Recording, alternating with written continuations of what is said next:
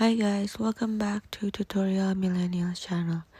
In today's video, I'm going to show you how to change your brush on Procreate. So for example, you're drawing and then so sometimes you want to change the brush and then adjust with the drawing you're making.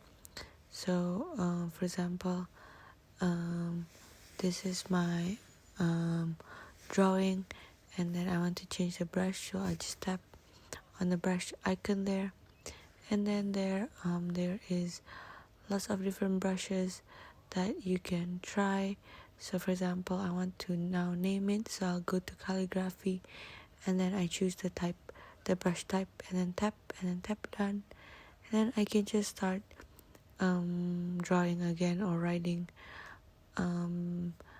And to change the size of your brush, you can adjust from the toggle there on the left.